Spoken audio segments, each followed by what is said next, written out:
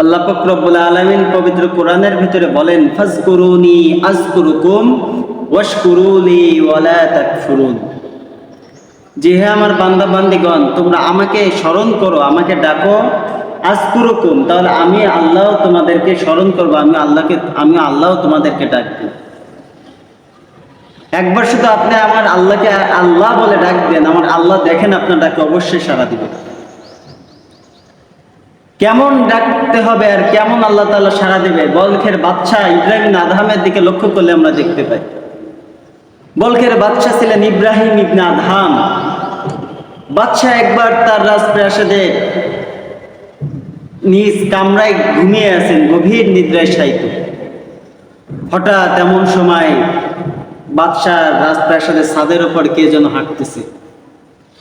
বাদশার ঘুম ভেঙে গেছে। বাদশা বলতেছে, কে তুমি আমার রাজপ্রাসাদের ছাদের উপর হাঁটো? সঙ্গে সঙ্গে সামনে উপস্থিত হলো এক অপরিচিত ব্যক্তি। অপরিচিত ব্যক্তি বলতেছেন, ওগো বাদশা, আমি এক অপরিচিত মুসাফির। আমি আমার সফর সঙ্গী যে উট ছিল, আমি আমার উটকে হারিয়ে ফেলেছি। আমি আপনার রাজপ্রাসাদের ছাদের উপর আমার হারানো উটটাকে খুঁজতেছি। তো বাদশা ওই পথিককে ধমক দিয়ে বলতেছে, দূর বেটা, তোর যদি উট হারিয়ে যেয়ে থাকে তাহলে সেটা মরুভূমি অথবা বন জঙ্গলে গিয়ে খুঁজো। তুমি আমার রাজপ্রাসাদের ছাদের উপর তুমি তোমার হারানো উটকে কিভাবে খুঁজে পাবা?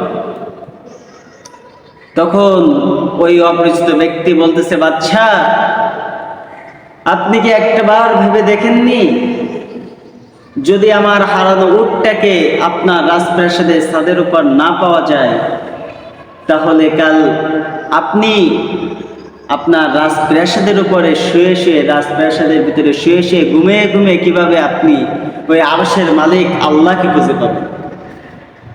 বাদশার মাথায় টনক নড়ে গেছে। হাই হাই, কি করলাম? পুরোটা জীবন তো শুধু রাজপ্রাসাদের রাজ্যের কাজে নিজের জীবনটাকে উৎসর্গ করে দিলাম। আমি আমার মাওলাকে ভুলে গেছি। আমার মাওলা কি আমাকে ভুলে গেছে নাকি? আমার মাওলা তো সবকিছুই আমার নিয়মতান্ত্রিক ভাবে করাচ্ছে, খাওয়াচ্ছে, দাওয়াচ্ছে, সবকিছু সুস্থ রাখছে, সবকিছু তো আমার মাওলাকে আমাকে খুব ভালোভাবে আঞ্জাম দিচ্ছে। তাহলে আমি মাওলাকে কিভাবে ভুলে যাই? করবো না আর রাজত্ব। বাদশাহিত্য ছেড়ে দিছে বাদশাহ ইব্রাহিম আদহাম। বলে, আমি এই বাদশাহিত্য করবো না। যে বাদশাহিত্য আমি আমার মাওলা থেকে দূরে রাখে, সে বাদশাহিত্য আমি ছেড়ে দিলাম। আমার রাজা হওয়ার দরকার নেই। রাজপ্রাসাদ ছেড়ে বাদশাহ ইব্রাহিম আদহাম আল্লাহকে পাওয়ার জন্য চলে গেছেন। এভাবে বেশ কিছুদিন অতিবাহিত হওয়ার পরে রাজ্যের ভিতরে হাহাকার সৃষ্টি হয়ে গেল। সিংহাসনে রাজা নাই।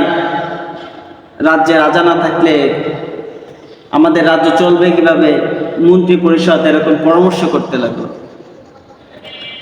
এক পর্যায়ে সকল মন্ত্রী পরিষদরা বৈঠক করে এটাই সিদ্ধান্ত নিল যে বাদশাকে আমরা খুঁজে বুঝিয়ে পারিয়ে আমরা তার রাজ্যকে তার হাতে আবার তুলিয়ে দেব। এই ভেবে সকল মন্ত্রী পরিষদ বাদশাকে খোঁজার উদ্দেশ্যে বের হয়েছে।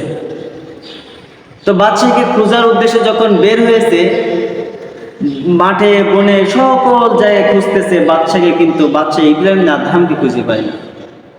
এক পর্যায়ে সকল জায়গায় যখন খোঁজা শেষ, তখন মন্ত্রী পরিষদরা ফিরে আসতেছে, কোথাও খুঁজে পায় না। তো ফেরার পথে দেখে নদীর পাড়ে কে জানি একটা সালা সেলাই করতেছে।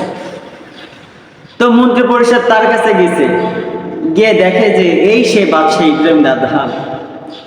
মন্ত্রীরা হাসাহাসি করতেছে, হাই হাই বাদশা, আপনার কি অবস্থা? আপনি না লক্ষ লক্ষ কোটি কোটি টাকা দামের রাজপ্রাসাদ করতেন। আপনার একটা ইশারায় না সেনাবাহিনীর দল ছোটাছুটি করত। আপনার একটা আঙ্গুলের ইশারায় না একজনের জীবন বেঁচে থাকতো, ফাঁসি দিতেন আপনি। আজ বাদশা আপনার এই অবস্থা কেন? আপনি চলুন, আপনি আপনার রাজ্যে ফিরে চলুন, রাজপ্রাসাদে ফিরে চলুন, আপনি আবার রাজত্ব করবেন। তখন বাদশাহ ইব্রাহিম আদহাম বলতেছে, দেখো, আমি রাজা যখন ছিলাম তখন আমি আমার রাজপ্রাসাদে থাকাকালীন আমি আমার আল্লাহকে খুঁজে পাইনি। কিন্তু আমি যে এই ফকিরের বেশ ধরে আছি, আমি একবার আমি আল্লাহকে আল্লাহ বলে ডাকলে আমি আমার আল্লাহকে খুঁজে পাই। সুবহানাল্লাহ, সুবহানাল্লাহ। তো মন্ত্রী পরিষদ বলতেছেন, কি বলেন আপনি? রাজপীরের সাথে আপনি আপনার আল্লাহকে খুঁজে পান নাই, এখানে আপনি আল্লাহকে খুঁজে পেয়ে গেছেন? বলতেছে, হ্যাঁ আমি আমার আল্লাহকে খুঁজে পেয়েছি, তোমরা কি দেখতে চাও? মন্ত্রী পরিষদ বলতেছে, হ্যাঁ দেখবো। তো এবার তার হাতে যে সুইটা ছিল, যে একটা সালা পড়া, একটা সালা সেলাই করতেছে, তো সুইটা তিনি হাতে নিছেন, নিয়ে নদীতে ছুঁড়ে মারছেন। মেরে বলতেছে, মন্ত্রী পরিষদ, এবার আমার এই সুইটাকে তোমরা খুঁজে বের করো। মন্ত্রী পরিষদ সকল ডুবুরি এনে নদী পানি ঘোলা ঘোলা করে ফেলাচ্ছে, ডুবে ডুবে, কিন্তু সুই আর খুঁজে পায় না। এবার মন্ত্রী পরিষদ হার মানতেছে, বলতেছে, বাচ্চা এতটুকু একটা সুই, এত বড় পানি, এতটুকু পানির ভিতরে কিভাবে খুঁজে পাবো, আমরা হার মানতেছি। তখন বাদশাহ ইব্রাহিম আদহাম বলতেছেন, তাহলে দেখো এবার আমি আমার আল্লাহকে কেমনে খুঁজে পেয়েছি। বাদশাহ ইব্রাহিম আদহাম নদীর মাছকে আদেশ করে, ওগো মাছ, যে আল্লাহ তোমাকে বানিয়েছে, যে আল্লাহ আমাকে বানিয়েছে, যে আল্লাহ আসমান জমিন সমস্ত কিছুকে সৃষ্টি করেছে, আমি সেই আল্লাহরই হুকুমের গোলাম, তোমরাও তো সেই আল্লাহর হুকুমের গোলাম। সেই আল্লাহর আদেশে তোমরা আমার সুইটাকে আমার কাছে ফিরিয়ে আনো। সঙ্গে সঙ্গে নদীর মাছ, সমস্ত মাছ, সকল মাছ এক একজন এক একটা সুই নিয়ে আল্লাহ রাসূল এই এক একটা সুই নিয়ে বাদশাহ ইব্রাহিম আদহামের কাছে আছে। বাদশাহ ইব্রাহিম আদহাম বলে, না এটা আমার সুই না, এটা আমার সুই না। পিছন দিক থেকে দেখা যায় একটা মাছ বাদশার সেই জং ধরা সুইটা নিয়ে বাদশার কাছে আছে। বাদশা বলতেছে, হ্যাঁ এটাই আছে আমার সেই সুই। তখন বাদশাহ ইব্রাহিম আদহাম সুইটাকে হাতে নিয়ে বলতেছেন, হে মন্ত্রী পরিষদ, তোমরা কি বুঝলা, তোমরা কি দেখছো আমি আমার আল্লাহকে কিভাবে খুঁজে পেয়েছি? এখানে বোঝার বিষয়, আল্লাহকে ডাকার মতো ডাকলে আল্লাহ কখনোই ডাকে সাড়া না দিয়ে থাকতে পারেন না। কারণ আল্লাহ তাআলা নিজেই বলছেন, ফাজকুরুনি আযকুরুকুম ওয়াশকুরুলি ওয়ালা তাকফুরুন। ফাজকুরুনি, তোমরা আমাকে স্মরণ করো, আযকুরুকুম, আমি আল্লাহ তোমাদেরকে স্মরণ করব, ওয়াশকুরুলি, তোমরা আমার নিয়ামত পাইছো, আমার নিয়ামত ভক্ষণ করছো, আমার নিয়ামতের শুকরিয়া আদায় করো, ওয়ালা ওয়াশকুরুলি ওয়ালা তাকফুরুন, তোমরা আমার কুফরি করো না। ফাজকুরুনি আযকুরুকুম ওয়াশকুরুলি ওয়ালা তাকফুরুন, তোমরা আমার নিয়ামত পাইছো, নিয়ামত ভক্ষণ করছো, নিয়ামতের শুকরিয়া আদায় করো, আমি আল্লাহ তোমাদের নিয়ামতকে বাড়াইয়া দেব। আমি আল্লাহ নিয়ামত দিছি, তোমার দুইটা হাত দিয়েছি আমি আল্লাহ, তোমার দুইটা পাও দিয়েছি আমি আল্লাহ, চক্ষু দিয়েছি আমি আল্লাহ, সমস্ত কিছু তোমার যা যা দরকার সমস্ত কিছু আমি দিয়েছি।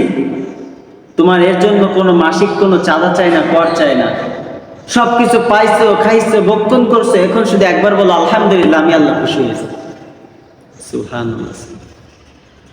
হাদিসে পাকের ভিতরে রাসূল সাল্লাল্লাহু আলাইহি ওয়াসাল্লাম বলতেছেন, আলহামদুলিল্লাহি তামলাউল মিজান ওয়া সুবহানাল্লাহি ওয়ালহামদুলিল্লাহি তামলাআন।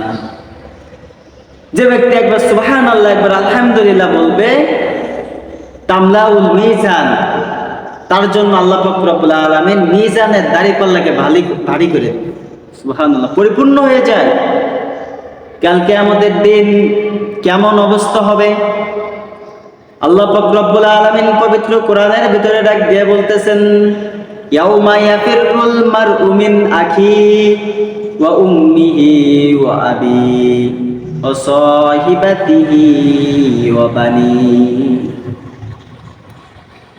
কাল কিয়ামতের ময়দানে এমন করুণ অবস্থা হবে যেদিন ছেলে মায়ের থেকে, মা ছেলের থেকে, পিতা পুত্রের থেকে, পুত্র পিতা থেকে দৌড়াদৌড়ি করতে থাকবে, আর একটা মাত্র সওয়াব, একটা মাত্র নেকি অর্জন চাইতে থাকবে, একটা মাত্র নেকি চাইতে থাকবে। সেই কঠিন অবস্থার সময় যদি দুনিয়াতে বেঁচে থাকাকালীন যদি একবার সুবহানাল্লাহ আলহামদুলিল্লাহ বলে যেতে পারি, ওই কঠিন অবস্থার সময় আল্লাহ পাক রব্বুল আলামিন আপনার আমার ওই মিজানের দাড়িপাল্লাকে ভারী করে দিতে পারেন। বলে সুবহানাল্লাহ। একবার শুধু সুবহানাল্লাহ আলহামদুলিল্লাহ বললে মিজানের দাঁড়িপাল্লা আল্লাহ পাক রব্বুল আলামিন ভারী করে দেন। একবার রাসূলুল্লাহ কারীম সাল্লাল্লাহু আলাইহি ওয়াসাল্লাম সাহাবাদেরকে নিয়ে মজমা করতেছেন। এমন সময় রাসূল সাল্লাল্লাহু আলাইহি ওয়াসাল্লাম হাদিস বর্ণনা করতেছেন, হে আমার সাহাবারা, যে একবার সুবহানাল্লাহ বলবে, একবার আলহামদুলিল্লাহ বলবে, আল্লাহ পাক রব্বুল আলামিন জান্নাতের ভিতরে তার জন্য একটা গাছ সৃষ্টি করে দেন। সাহাবা কিরাম প্রশ্ন করে, ইয়া রাসূলুল্লাহ, ইয়া হাবিবাল্লাহ, জান্নাতের ভিতরে আল্লাহ পাক রব্বুল আলামিন আমাদেরকে যে গাছটা দিবে সেই গাছের বিবরণটা দেন, গাছটা কেমন হবে? হাবিবে কিবরিয়া বলে, ও আমার সাহাবারা, তোমরা শুনে রাখো, যে ব্যক্তি একবার সুবহানাল্লাহ আলহামদুলিল্লাহ বলবে, আল্লাহ পাক রব্বুল আলামিন তার জন্য যে জান্নাতের ভিতরে যে গাছটা সৃষ্টি করবেন তার বিবরণ এমন হবে যে সে গাছের যে ছায়া পড়বে সে ছায়ার বরত্ব এমন হবে যে মক্কার আরবের ভিতরে সব থেকে তেজস্ব ঘোড়া যদি 500 বছর পর্যন্ত দৌড়ায় তবুও সেই গাছের এক ছায়া থেকে অন্য ছায়া অতিক্রম করতে পারবে না। যদি গাছের ছায়াটা এত বড় হয় তাহলে সে গাছটা না জানি কত বড় হয়। আর যে গাছটা যে জায়গা আছে, এত বড় গাছ যে জায়গাটাই আছে, সে জায়গাটা না কত বড়। আর এই জায়গাটা যে সৃষ্টি করছে না জানি সে কত বড়। আল্লাহু আকবার। সেজন্য সুবহানাল্লাহ আলহামদুলিল্লাহ আল্লাহ পাক রব্বুল আলামিনের জিকির আপনার আমার জন্য করা জরুরি কি জরুরি না? অবশ্যই জরুরি। যদি আমি একবার সুবহানাল্লাহ আলহামদুলিল্লাহ বলি, আপনার আমার জন্য শুধুই নেকি আর নেকি, কোনো লস নাই। সেজন্য আমি সব সময় চেষ্টা করব, হাঁটতেছি, ফিরতেছি, ঘুরতেছি, সব সময় চেষ্টা করব যে জিকিরে ফিকিরে থাকা। আমি যদি একবার সুবহানাল্লাহ আলহামদুলিল্লাহ বলি, আল্লাহ পাক রব্বুল আলামিন নেকি তো দিবেন, প্রত্যেকটা অক্ষরে অক্ষরে 10টা নেকি করে। এই অক্ষরের নেকি তো দিবেন, সঙ্গে সঙ্গে জান্নাতের ভিতর গাছও দিচ্ছেন, তাহলে বোনাসের ভিতরে বোনাস না? সেজন্য আমি সকলে চেষ্টা করব সব সময় আল্লাহ পাক রব্বুল আলামিনের শুকরিয়া, আল্লাহ পাক রব্বুল আলামিনের জিকির জবানে যেন জারি থাকে।